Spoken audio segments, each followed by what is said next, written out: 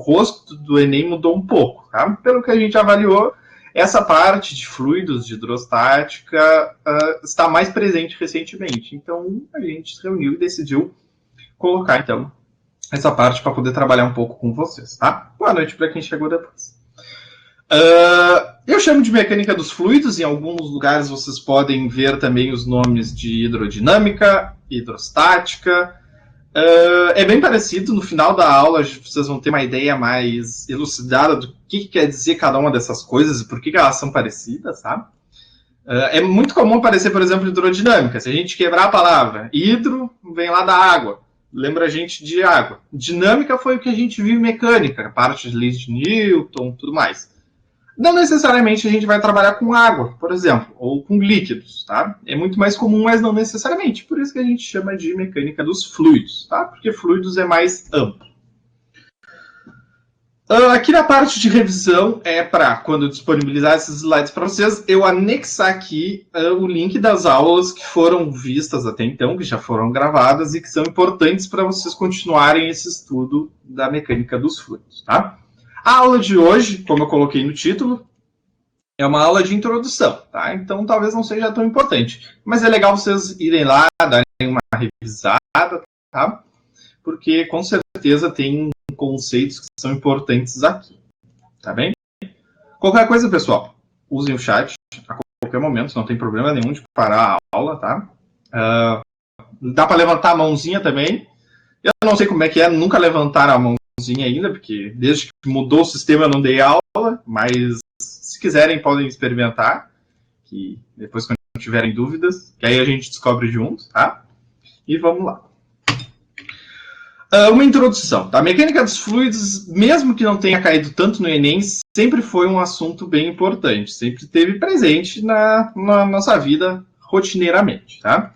Seja, por exemplo, na área da medicina, quando a gente vai estudar diversos ramos da medicina que envolvem fluidos, como sangue e outras coisas, vai estar lá o estudo de mecânica dos fluidos, tá? Depois a gente vai ver algumas peculiaridades que envolvem a hidrodinâmica, o corpo humano, tá? Mas está presente dentro da medicina. É curioso porque às vezes a gente acaba não tendo muito contato, tá? Mas uma das áreas da física, uma das grandes áreas da física, é o que a gente chama de física médica. Aqui na UFPEL não tem, mas a nossa vizinha aqui do lado, a FURG, tem física médica, tem um enfoque em física médica. E é algo bem legal, que chama bastante atenção. Como é que esses slides ficaram cortados? Tá cortado aí para vocês os slides ou vocês estão vendo tudo? Só uma pergunta rápida. Tá tudo normal? Dá para ver bem? Dá para ver o relâmpago Marquinhos, tudo? Agora tá... eu percebi que tinha alguma coisa estranha. Isso aí só eu me acostumando com o novo WebConf. Tá. Qualquer coisa, se vocês verem que alguma informação tá cortada, qualquer coisa, reclamem, tá? Chame. Eu acho que eu sei o que eu fiz de errado. Tá, outro ponto importante é que a gente estava vendo constantemente as Olimpíadas, né? Então a água ela está presente nas Olimpíadas, no esporte, na nossa vida. O que seria da nossa vida sem a aguinha, sem a água que a gente bebe diretamente, a água que a gente ingere indiretamente, a partir, por exemplo, de legumes, de carne, que tem um investimento de água muito grande para cada quilo de carne que a gente consome, que é um daqueles pontos que é trabalhado no fim do consumo de carne, toda essa problemática, tá? Então a água está em todo lugar. Os carros também, recentemente o Matheus terminou termodinâmica. Carro é termodinâmica, tá? Uma máquina térmica é termodinâmica. Mas tem fluidos lá também. Tem diversos fluidos nos carros, menos no Fusca, mas tem fluido de radiador, tem gasolina que é um fluido, tem muita coisa a ser avaliada. Tem direção hidráulica, tem macaco hidráulico, tem tanta coisa, tá? E é isso, a mecânica dos fluidos ela está em todos os lugares. Primeiro, a gente tem que entender um pouco o que é um fluido, tá? Essa frasezinha, ela nos ajuda mais do que a maneira com que eu aprendi. De modo geral, fluidos são compostos físicos classificados como líquidos ou gases, tá? O que eu aprendi foi o seguinte: fluido é tudo que flui e tudo que flui é um fluido, tá? Não ajuda muito. fazer essa construção em líquidos e gases é mais ideal, tá? Por quê? Porque aí a gente pode pegar e se perguntar, tá, beleza, mas então não é tudo que é um fluido, são líquidos e gases. Mas qual é a diferença, por exemplo, entre um sólido, um bloco sólido, maciço, e um líquido, tá? E aí a gente começa a analisar o que vai ter de diferente entre corpos sólidos, que são todos os corpos, quase que a gente vê à nossa volta, a caneca, o folha, a cadeira, tudo isso são sólidos, e os fluidos, que é o nosso objetivo de estudo aqui, tá? Então a gente pode se perguntar, como caracterizar esses fluidos, tá? Bom, essa frase, ela talvez não nos ajude tanto, tá? Mas a ideia é mais ou menos essa. Fluido é algo que flui, e algo que flui é um fluido, tá? Se eu vejo que o que eu tenho, o que eu estou tratando, é algo que pode fluir, por exemplo, essa cachoeira, eu coloco a água lá em cima e a água acaba fluindo, escorrendo lá para baixo. Então, isso é um bom indicativo de que eu estou tratando com um fluido, tá? Seja um gás ou um líquido, tá? Imaginar isso para líquidos é um pouco mais fácil, tá? Porque líquidos é muito mais o nosso dia a dia do que gases. A gente trabalha muito mais com líquidos, tá? Mas a ideia é mais ou menos essa. Gases também fluem. Fluem, também apresenta essa característica, tá? Outro ponto importante e que nos ajuda a caracterizar fisicamente essa diferença é: fluidos apresentam uma grande adaptabilidade, se tratando do recipiente em que é colocado, tá? Como assim? Pensem que vocês têm um pedaço de um bloco de gelo, tá? Um cubinho de gelo. Vocês colocam esse cubo de gelo em cima da mesa. Ele vai ter aquele formato dele, pode ser esse formato aqui que eu desenhei bem bonitinho, pode ser um pouco diferente, mas ele vai ter um formato dele. Ele pode começar a derreter, mas ele está ali. Se eu pego esse bloco de gelo e eu coloco dentro de um copo, o formato do meu gelo, ele não necessariamente vai mudar, ele vai continuar o mesmo. Claro que se esse gelo começar a derreter, a gente vê transição de fase, tudo que a gente já viu em termodinâmica. Mas a ideia é a seguinte, que por ser um sólido, ele não vai se adaptar ao recipiente. E isso é diferente de um líquido. Por exemplo, se eu pego uma taça comprida, aquelas de tomar champanhe, e coloco o líquido dentro, a forma que esse meu líquido vai ter vai ser compatível ou vai ser adaptado pelo recipiente em que ele está preso, tá? Agora, se eu tiro a água daquele recipiente e coloco aqui na minha caneca de café, o que vai acontecer? A água ela vai ficar moldada ou adaptada ao recipiente em que eu coloquei. Isso acontece também, por exemplo, com gases. Qual é a ideia básica? Se eu pego aqueles garrafões de... Me fugiu a palavra. Aqueles recipientes de hélio, sabe? Que é tipo um botijão. Não me lembro o nome.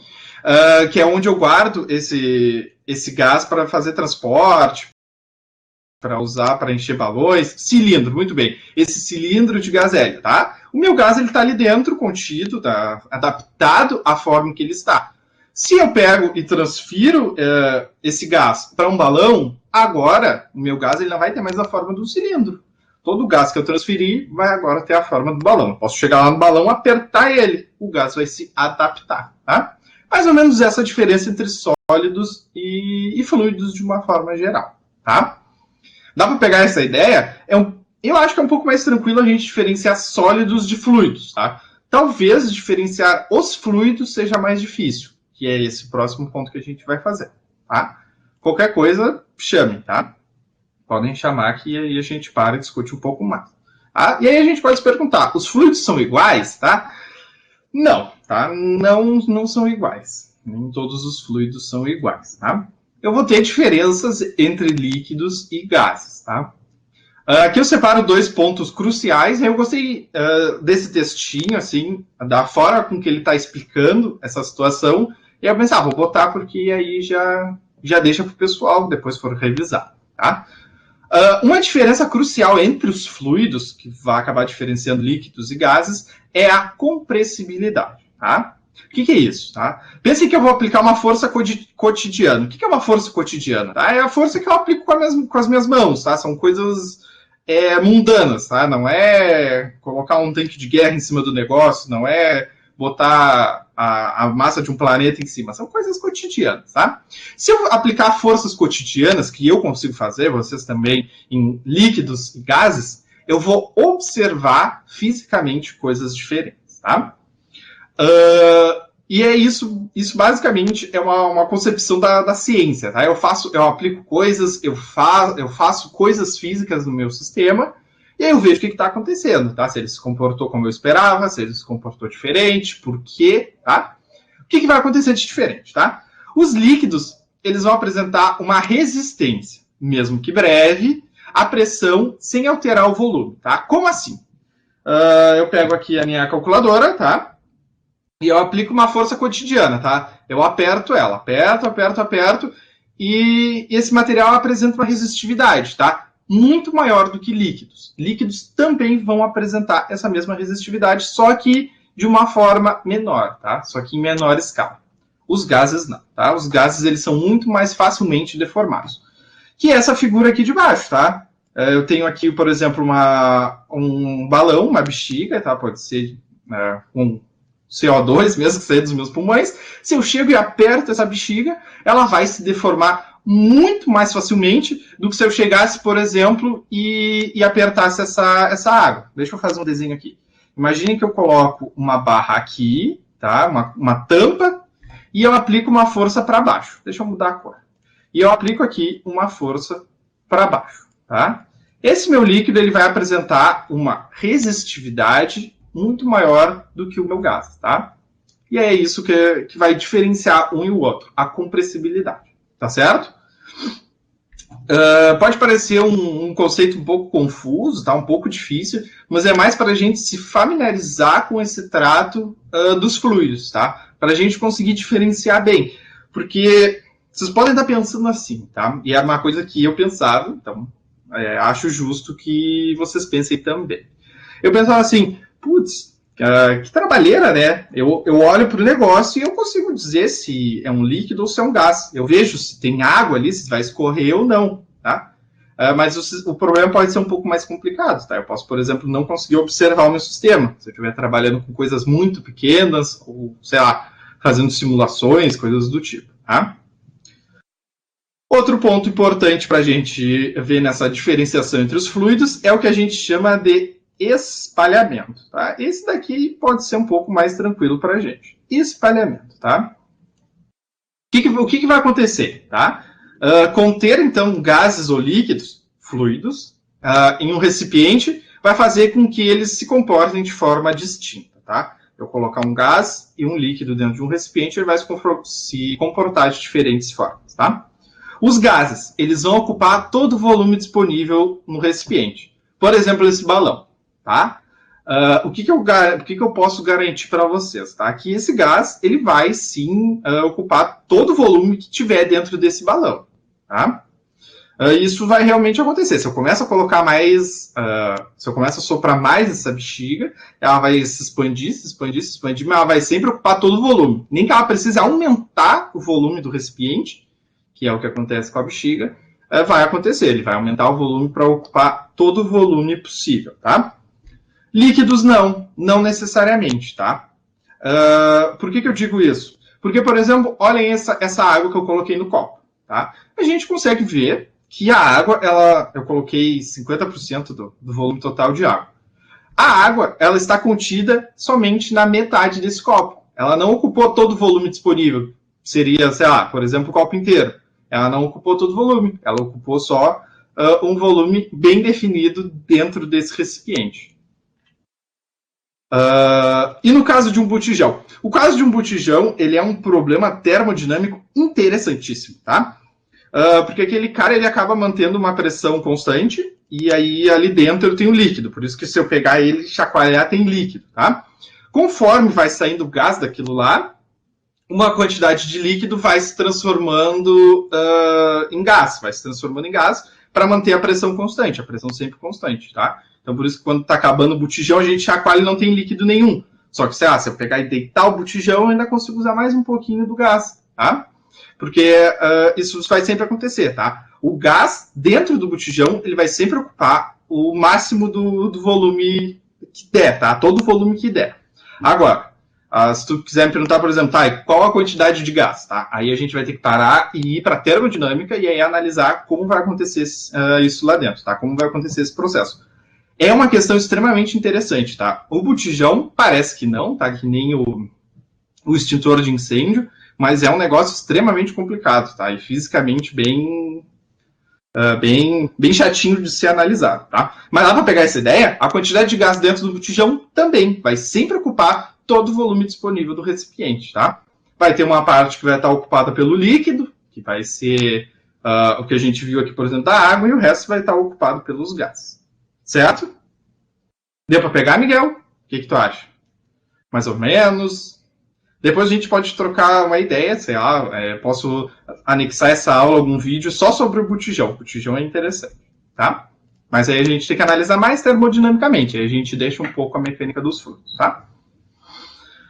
Beleza. O fluido está aí, a gente já consegue entender um pouco o que é a mecânica dos fluidos, por isso que eu disse no começo que a gente vai trabalhar com mecânica dos fluidos, tá? Porque a gente pode acabar estudando um pouco de líquidos, um pouco de gases. E se a gente estivesse trabalhando, por exemplo, com hidrodinâmica, a gente estaria bem mais restrito entre os líquidos, né? Entre o hidro, e não o conjunto todo, que são os fluidos, tá? É legal porque, de certa forma, sim, bem mais ou menos, é como se a mecânica que a gente viu até agora fosse uma mecânica de sólidos, né? A mecânica que a gente viu lá no começo, que era um carro, uma bolinha, piriri, piriri, piriri, se movendo. Eram sólidos. Agora a gente vai tratar um pouco com os fluidos, tá? De certa forma, é mais ou menos isso que a gente vai fazer. Tá. A gente tem, para conseguir trabalhar bem a mecânica dos fluidos, alguns conceitos fundamentais, tá? Nem todos vão ser novidades. Alguns a gente já viu, a gente já teve conhecimento. E a aula de hoje é para a gente fazer uma boa estruturação desses conceitos fundamentais. Para na aula seguinte, sem ser semana que vem, na outra, a gente entrar mesmo na mecânica dos fluidos, começar a calcular variações e bastante coisa, tá? Uma dos conceitos fundamentais que eu separo é o volume, tá? O volume é um bichinho danado. Por quê? Porque, indiretamente, todos nós sabemos o que é volume, mas é algo difícil da gente explicar e caracterizar o que é volume, tá? O que é o volume? Tá? O volume é todo o espaço que um corpo ocupa, tá? Em todos os estados físicos. Por exemplo, se eu pegar esse bloco aqui, esse bloco que eu conheço o tamanho dele, eu chego com uma régua e eu meço. Tem 10 centímetros, 10 centímetros e 10 centímetros, esse cubo mágico grande. O volume desse cara é o espaço em que ele ocupa ali no espaço. É meio estranho, né? O espaço que ele ocupa no espaço. Mas é o espaço que ele ocupa, que eu consigo ver. Lá na matemática a gente vê um pouco disso, tá? O cálculo do volume ele é mais fácil até do que a explicação do que é volume, tá? Seria, por exemplo, vamos pensar que ele é quadrado, tá? Essa base do meu cubo mede L. Vamos fazer de outra cor. A altura do volume mede L. E, por fim, a última dimensão seria essa daqui. Mede L também, tá? Então, V de volume seria L vezes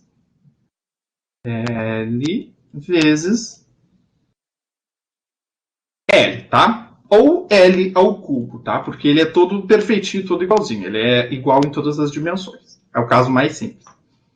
Então, a ideia de volume é mais ou menos essa, tá? É o espaço que esse corpo ocupa.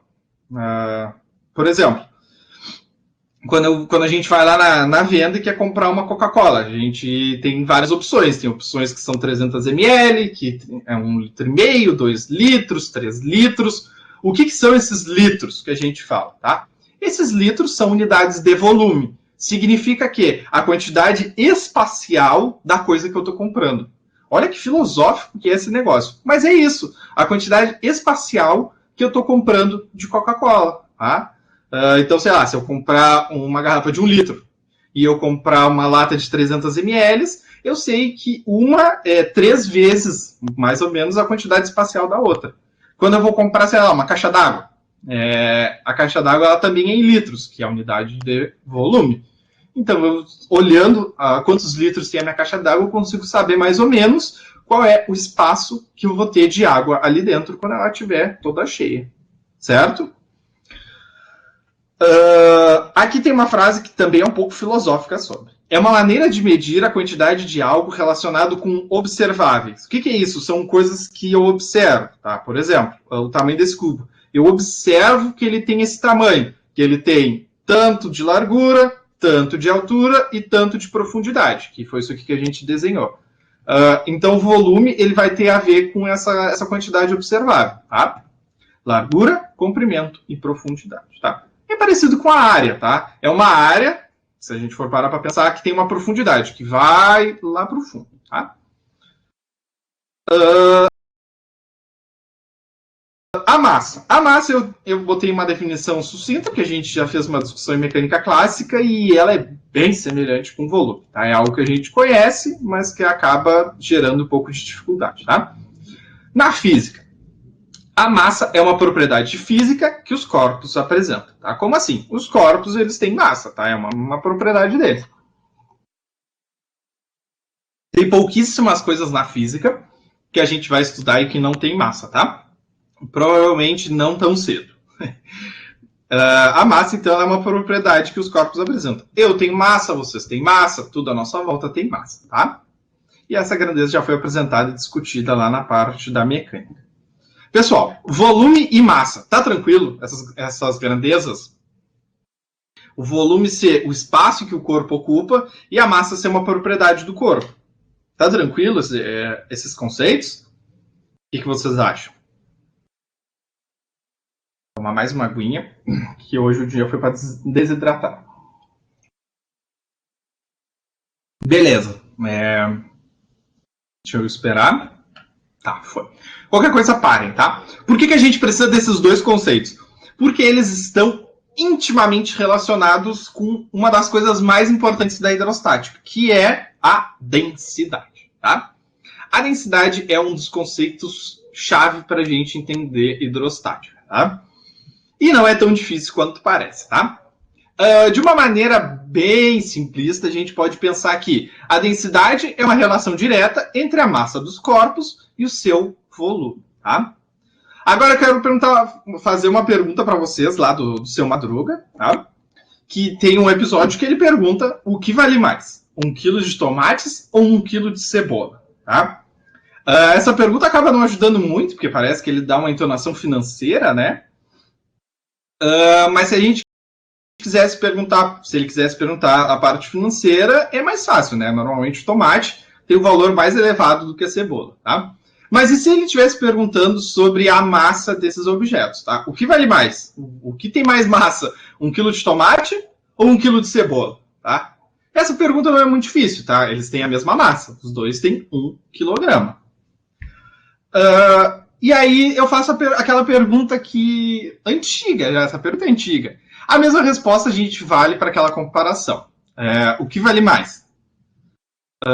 1 quilo de penas ou 1 quilo de chumbo? Tá? Se eu colocar de um lado da balança, de um lado do ringue, 1 quilo de penas, não me interessa o tamanho. E se eu colocar do outro lado 1 quilo de chumbo, essa balança ela não vai pesar para lado nenhum. Ela vai seguir assim para sempre. Não é um mais pesado que o outro. Não é um mais massivo que o outro. Eles vão sempre permanecer do mesmo jeito. Tá? Agora a situação muda. Tá? Por quê? Imaginem que eu peguei um travesseiro, tá? Um travesseiro desse tamanho, aí eu boto de um lado da balança. E aí eu pego esse tamanho e eu pego um bloco de concreto do mesmo tamanho, tá? Exatamente do mesmo tamanho, com o mesmo volume. E eu coloco do outro lado da balança. Essa pergunta não é muito difícil de saber quem vai ganhar. É claro que o concreto vai ganhar, tá? Se o bloco de concreto tiver o mesmo volume que um travesseiro, ou que penas, por exemplo, o bloco de concreto vai ganhar, tá? E a ideia é mais ou menos essa daqui que está construída, tá? Esse desenho maravilhoso fui eu que fiz, né? Por isso que está tão bom. O que a gente tem de um lado, tá? 5 litros de pena. Eu já coloquei litros justamente porque é algo estranho. A gente aqui no Brasil, né? O Sistema Brasileiro de Unidades, é padrão litros para unidades de volume, né? A gente usa direto, sim, direto. Porque, no fundo, quase todas as vezes que nós queremos falar sobre o volume de algo, é o volume de algo líquido. É o volume da caixa d'água, o volume do refrigerante, é o volume de várias coisas líquidas. Então eu boto 5 litros, tá? Para vocês saberem que litros não tem a ver com líquidos. É uma unidade de volume, tá? De um lado do ringue, 5 litros de pena, tá? Eu imagino que esse negócio deve ser muito grande, tá? Eu não consigo chegar tão para trás aqui para representar, mas deve ser algo bem grandão. E aí eu pego do mesmo tamanho, os mesmos 5 litros, e eu pego concreto, tá? Quem vai ganhar, tá? Essa pergunta, ela é intuitiva, tá? A gente pode usar os nossos conhecimentos prévios para responder, porque provavelmente a gente vai estar certo. Os 5 litros de concreto vai ganhar, tá? Vai ser muito mais massivo. E a resposta disso, o Miguel já cantou a bola já há uns 2 minutos ali no chat, tá? Por quê? Porque a pena e o concreto, eles possuem densidades diferentes, tá? Um tem uma densidade e o outro tem uma densidade muito maior, tá? Como assim? A densidade, ela é essa relaçãozinha aqui, tá? Deixa eu sublinhar aqui, botar uma cor que não tem, vou botar magenta, em homenagem a um professor meu. Densidade é igual a massa sobre volume, tá? Pera aí, Alexandre, como assim? Eu pego os meus 5 litros de pena, tá? 5 litros, então ele vai ser um volume, tá? Um volume qualquer. Esse volume, porque a densidade da pena é muito baixa, eu sei que essa massa vai ser muito grande. Por quê, tá? Vamos pensar assim. Deixa eu pegar aqui uma canetinha. O VP, que é o volume da pena, tá? É aquela equaçãozinha ali. É igual. Não, vamos botar aqui. V vezes D igual a M, tá? O que te fez, Alexandre? Eu peguei esse V que estava aqui embaixo e passei para o outro lado multiplicando, tá? V vezes D é igual a M, tá? O que tem a ver, tá? Se eu fizer a mesma coisa, por exemplo, para o concreto, volume do concreto é igual a densidade e vezes densidade igual a massa, tá? Porque os volumes, eles vão ser, nesse caso, iguais, né? Eu disse para vocês que é 5 litros de um lado e 5 litros do outro. Essa balança só seria igual se esses caras fossem perfeitamente iguais. Ou seja, tivessem a mesma densidade e a mesma massa. Mas não é o que acontece, tá? A massa do concreto para 5 litros é muito, muito elevada. Principalmente se comparada com 5 litros de pena, tá? E a resposta disso está aqui. É esse cara aqui, tá? É a densidade. A densidade é a bicheira que comanda eles, tá? Aqui tem uma lista de densidades conhecidas, vamos dizer assim, tá? A densidade da água. A água é uma das coisas mais importantes que a gente tem no mundo, né? Se não há mais. A água, ela tem uma densidade de 1 grama por centímetro cúbico, tá? Depois a gente discute um pouco as unidades, tá? E, claro, tem materiais que são menos densos que ela. Por exemplo, o carvão. O que significa o carvão ser menos denso que ela, tá? Significa que, se eu pegar uma quantidade de água de um lado e o mesmo volume de carvão do outro, a água vai ser mais pesada, tá? Porque a densidade da água é maior. Aqui tem o pau-brasil, a madeira típica brasileira, mas podia ser qualquer outra madeira. Também tem uma densidade menor, tá? Se a gente lembrar lá do filme do Titanic, né? A Rose, acho que é. A Rose sai viva porque ela fica em cima de uma porta. A porta tem uma densidade bem menor do que a água, tá? Então ela vai ficar lá em cima boiando, tá? Tem materiais que têm uma densidade muito elevada, tá? Aqui, por exemplo, o mercúrio. O mercúrio tem uma densidade de 13 vezes a água. O que significa isso? Significa que deixa eu pegar aqui um post-it. Se a gente pegar um vidrinho de mercúrio desse tamanho, a gente não pode pegar por cima, porque pode ser que eu pegue o vidro por cima e o vidro quebre, por causa da massa do negócio. Eu tenho que ir lá e pegar com calma, pegar por baixo, pegar com bastante cuidado para não dar problema, porque esse bicho ele tem uma densidade muito grande, tá? Tem uma densidade muito alta. Beleza, tá? Antes de eu abrir para vocês, tá? Mais um comentário, porque densidade não é tão simples, tá? Mais um comentário. Se eu quiser, por exemplo, de um lado uma quantidade de água e do outro uma quantidade de mercúrio, e eu quero que esses caras na balança estejam iguais, o que eu preciso fazer, tá? Sabendo que a densidade do mercúrio é muito maior, eu preciso colocar muita água do outro lado para compensar. Eu preciso aumentar o quê? A massa da água, tá?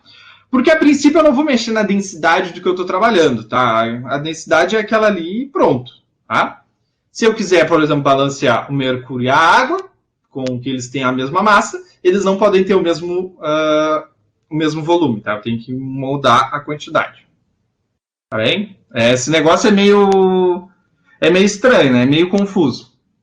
Dá para pegar essa ideia de densidade? O que vocês acham, tá? A densidade é a relação direta entre massa e volume, tá?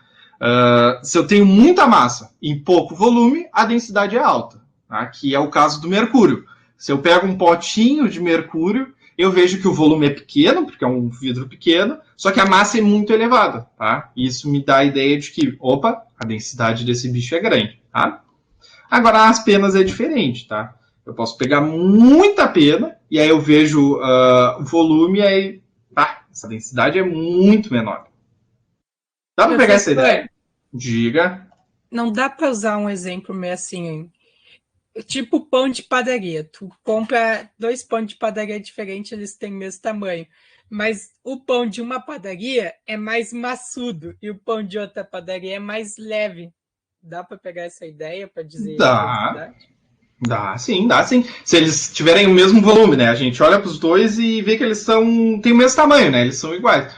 Só que se um é aquele sovadinho com bastante farinha e o outro é aquele cacetinho mais cascudo, a densidade deles vai ser diferente, sim. Pode ter certeza. Ajuda essa analogia para ti? Se ajuda, o que ajuda a gente aceita. Foi a primeira coisa que eu pensei, porque assim, algo que faz sentido, até o nome A1 tem mais massa, mas massa é referente para... Pode ser. Entender. Se ajuda, tá certo. Qualquer coisa que ajuda, a gente aceita, né? Nessa hora. Mas é mais ou menos essa ideia mesmo. É isso aí. É uma relação entre massa e volume. Tá bem? Vai ser tipo peso e massa do objeto. A primeira vez que eu vi, eu fiquei bem confuso, mas depois, com a prática, eu acabei pegando. São relações que a princípio são simples, né? Se a gente pensar, é só tal coisa. Mas aí tu vai ver o só e não é só, tem muita coisa por trás, né? São conceitos que não são simples, a gente tem que ter bastante atenção. Tá. Dá para pegar essa ideia, então? O que vocês acham? Se dá para pegar a ideia geral de densidade, a gente vai para um caso que é um pouquinho mais difícil que a densidade, tá? Mas é quase a mesma coisa. Acho que a explicação não foi muito boa, matei todo mundo que estava na aula.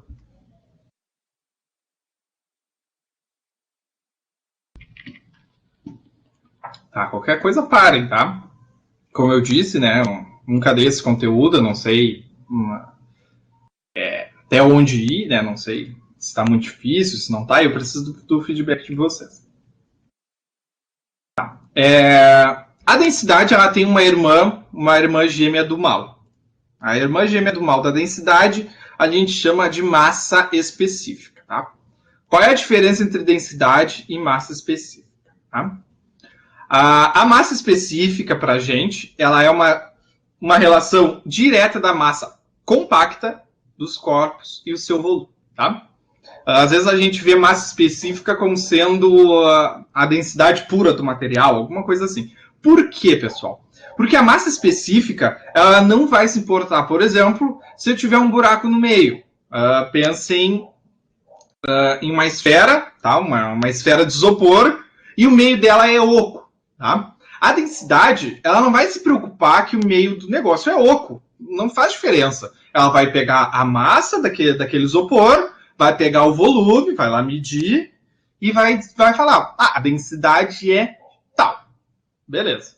Agora a massa específica não. A massa específica ela é mais chata nesse ponto. Por quê? porque ela só vai se preocupar com como se fosse a densidade do isopor, que é a densidade de um material puro, que a gente chama, tá? Vejam que as duas equações, elas são muito parecidas, né? Elas são praticamente iguais. O que muda de uma para outra? É só essa relação conceitual, tá? Que uma é uma relação do corpo em geral. Eu não vou me preocupar com os detalhes, eu não vou... será que tem um furo? Será que tem outro material? Será que, sei lá, nesse copo tem vários líquidos? Eu não vou me preocupar com isso, né? Eu vou me preocupar geral, massa e volume. Na massa específica, não. Na massa específica eu preciso ter essa preocupação, tá? O que é importante para a gente de densidade e de massa específica, tá? Importante para a gente é compreender como funciona as relações de densidade entre materiais, tá?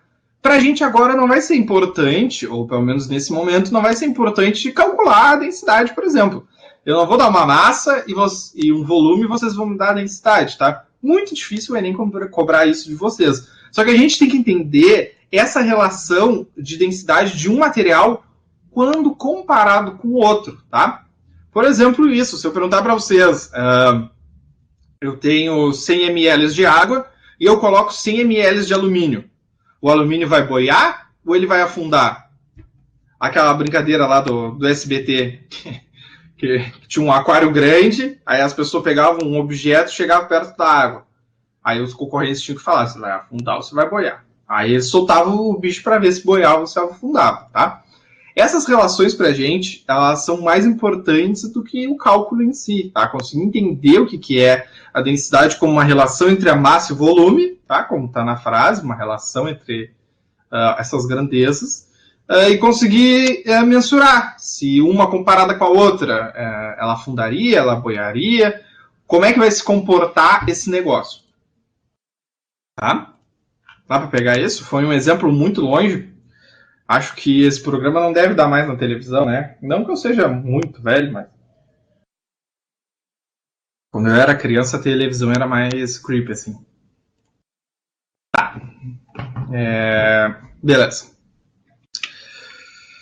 Outro conceito fundamental da hidrostática, tá? Além da densidade, é o conceito de pressão, tá? Esse conceito, ele está mais relacionado com o que a gente tinha visto em mecânica, tá? Por quê? A pressão é a relação entre a força aplicada sobre os corpos e a área onde essa força atua, tá? Como assim? O que quer dizer isso daí? Quer dizer que a gente vai ter que lembrar a força que a gente viu lá em mecânica? Um pouquinho, tá? Um pouquinho a gente precisa lembrar. Mas é importante a gente fazer essa construção agora. Aqui eu tenho uma mesa, tá? Também fui eu que desenhei, por isso está muito bonita. Uma mesa azul. E eu tenho aqui dois blocos idênticos na cor roxa, tá? Um está de pé e o outro está deitado. E aí eu pergunto para vocês, qual dos dois objetos está exercendo sobre a mesa uma pressão maior? Qual que vocês acham? Eu vou numerar aqui objeto 1 e o objeto 2, tá? Qual que vocês acham? Querem tentar chutar? Sigo adiante. Se vocês quiserem, vocês podem pensar para vocês essa ideia, tá?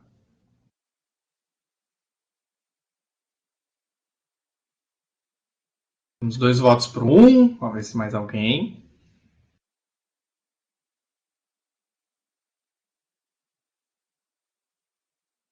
Esse conceito, ele... Diga. Mas se eu tentar imaginar que, tipo assim, isso aqui em vez de uma mesa, é uma bexiga de um balão.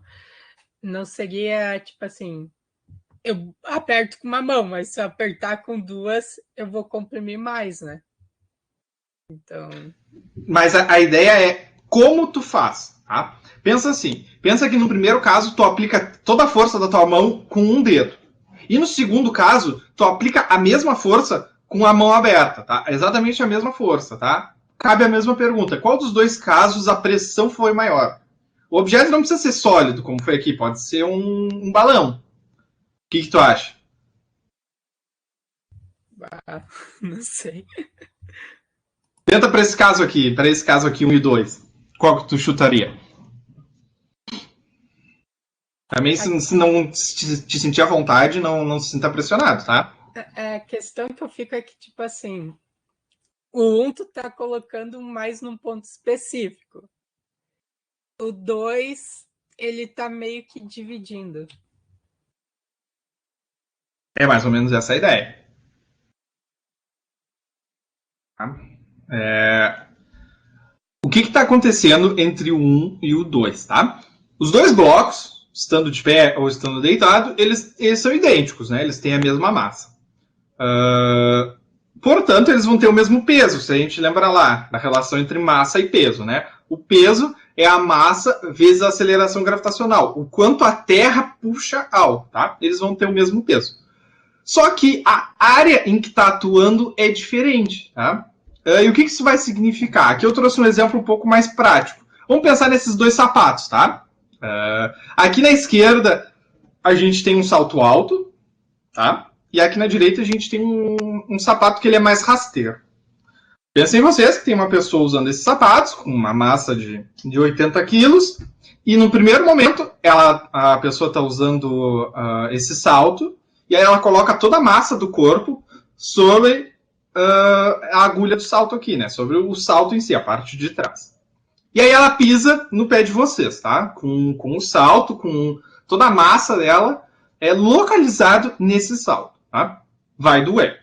Agora, se por outro momento a mesma pessoa, com a mesma massa, tudo igual, pisa no pé de vocês com aquele sapato rasteiro, com aquele sapato mais chapado, assim, mais plano, no pé de vocês, também vai doer, da mesma forma. Só que vai doer menos. Por quê, pessoal? Porque a área de contato, no segundo caso, é maior. Ou seja, a mesma força sendo aplicada em pontos diferentes, por exemplo, só num lugar ou com a mão inteira, ela vai diferenciar no que a gente chama de pressão, tá? Pressão.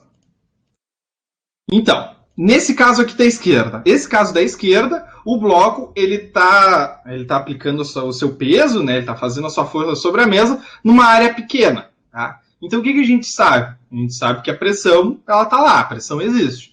Agora, se eu deito esse bloco, a área dele aumenta. O que significa com a pressão? A pressão diminui, tá? Então a pressão maior fica no primeiro caso, em que a área é menor.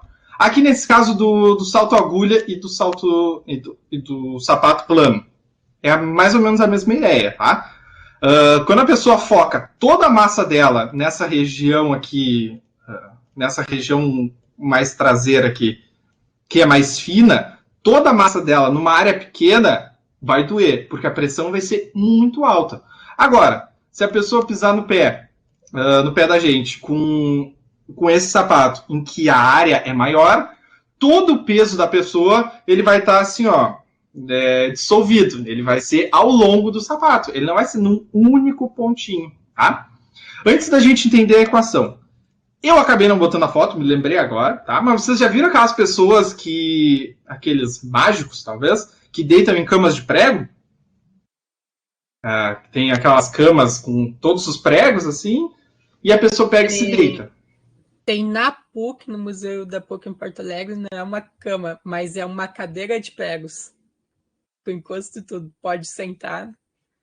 Já fiz, inclusive, já fiz com um balão. Tu pode pegar um balão, colocar ele em cima, que não vai acontecer nada. Sabe por quê? Pressão, tá? Se eu botar um balão ali e apertar, toda a força que eu tô fazendo no balão, ela vai ser dissolvida entre os pregos. Ela vai se espalhar ao longo dos pregos. Agora, eu nunca vi, não sei se vocês já viram, espero que não, uma pessoa que se deite em uma cama de um único prego, tá? Se a pessoa se deita numa cama de um único prego, muito provavelmente essa pessoa vai se machucar. O prego vai furar a pele da pessoa, a pessoa vai ter alguns problemas. Por quê, pessoal? Porque um só preguinho é uma área muito pequena, tá? E aí imaginei uma pessoa com 100 quilos em cima de uma área muito pequenininha, ele vai furar, ele vai furar a minha pele, por exemplo, se eu pisar num prego. Agora, se são vários pregos, os meus 100 quilos vão estar espalhados ao longo de todos os pregos. Por isso que não tem problema nenhum. É, fisicamente falando, algo extremamente simples a gente sentar numa cadeira de pregos ou se deitar numa cadeira de pregos, tá? Esse conceito de pressão ele é legal, ele é mais cotidiano, tá? É muito mais natural para a gente esse tipo de coisa do que densidade, né? Densidade é uma coisa muito, muito viajada, assim. E aí a equação, né? Tem que ter uma equaçãozinha, é essa daqui, tá? Pressão é igual a força, o módulo da força, só para ser o mais correto possível, sobre área, tá? Ou seja, o quanto da minha força está distribuído pela área, tá bem? Depois, tá? A gente vai precisar usar essas coisas. Na aula de hoje tem um exercíciozinho só, bem tranquilo, tá? Depois nas aulas seguintes, sim, vai ser um pouco mais puxado os exercícios. A unidade de pressão é o PA, de Pascal, tá? Pascal. Qual é a unidade de Pascal? Aqui foi um N minúsculo. Está errado. Era um N maiúsculo. A unidade de Pascal é Newton por metro quadrado, tá? Por que isso, professor? Porque a unidade de força é Newton, tá? E a unidade de área, o padrão, é metro quadrado, tá? Eu posso representar com outras unidades, de outras formas, tá? Mas o padrão é esse. Que aí eu gero o PA, do Pascal. Foi um físico bem importante, tá? Dá para pegar essa ideia de pressão? O que vocês acham? É mais tranquilo do que a ideia de densidade?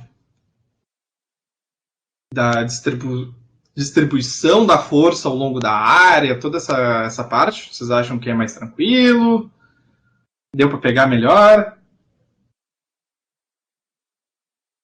Eu acho que é mais tranquilo porque tu vê no dia a dia. A gente tem um paralelo muito forte com o nosso dia a dia, né? Sinto a dor do salto, sim, toda aquela parte que envolve, né, o uso de salto, além do desconforto do próprio pé, tem a ver com essa parte de física, de pressão, né? Mas é uma coisa cultural da gente. Beleza, então, pressão foi, não é um conceito fácil, mas também agora que eu já apresentei para vocês, vai um pouco mais tranquilo. Isso daqui é uma representação mais geral de como funciona a pressão nos corpos, tá? Como assim? Isso daqui é uma esfera, tá? Eu botei esfera porque eu não consegui desenhar um balão, mas pensem num balão perfeitamente redondinho, tá? E ele tá flutuando. Como assim?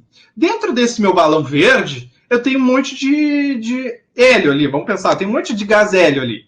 O que essas partículas lá dentro estão fazendo? Elas estão assim, ó, se batendo, uma com as outras, se batendo, e o volume do cara tá lá, permanece constante. Por que o balão não afunda? Porque essas partículas estão se batendo e esse fluido, esse gás, está ocupando todo o volume do recipiente, tá? Esse gás está ocupando todo o volume do recipiente. E o que essas setinhas pretas aqui me dizem, tá? Elas me dizem justamente isso, que a pressão dentro, ela está apontando para fora, tá? Ele está tentando sair, ele está tentando se expandir, só que o balão, em algum momento, ele vai parar de se expandir. Não só pelo próprio material, né? Não só pelo próprio balão, mas sim porque a gente vai ter também uma pressão atmosférica, tá? Vai ter outra pressão externa, que vai ser o ar, que vai estar empurrando de volta, tá? Ele está aqui querendo sair, o ar está aqui, ó, volta. E aí, essa soma, um tentando empurrar e outros tentando entrar, faz com que o balão esteja perfeitamente em equilíbrio, tá? Faz com que esse balão não desça, não aumente, fique ali sempre na dele, tá?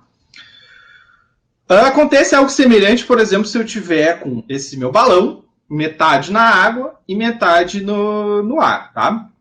O que está dentro do balão, o hélio, também vai estar tentando sair, tá? Ele também vai estar aqui empurrando para fora. Uma parte, o ar vai estar empurrando para dentro, e a parte que ele tiver dentro da água, a água vai fazer esse papel, tá? Não vai ser o ar, vai ser a água, porque ele está imerso no meio da água, tá? Por que isso daqui está aqui, tá? Mais para a gente caracterizar e ter bem definido como isso aí pode funcionar, tá? Eu dei uma olhada pela internet, por aí afora, e não encontrei algum lugar que descrevesse isso muito bem, que trouxesse essas informações com uma rigorosidade científica, digamos. E aí eu pensei, vou fazer um desenhozinho pro pessoal e vou botar aqui uma legenda, tá? Então a legenda está dizendo basicamente isso daí. As setas dentro, né? Elas indicam a pressão exercida de dentro para fora. Essas em vermelho, elas indicam a pressão exercida pelo ar.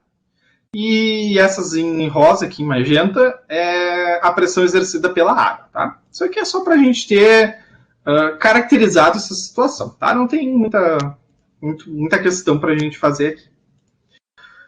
E aí vem, então, algo muito importante para a gente dentro do estudo da mecânica dos fluidos, de hidrodinâmica, que é a pressão atmosférica, tá? Ela é uma pressão exatamente igual àquela, só que um pouco diferente, tá? É estranha, redundante? É, mas é a mesma pressão, tá? Basicamente, é força por área.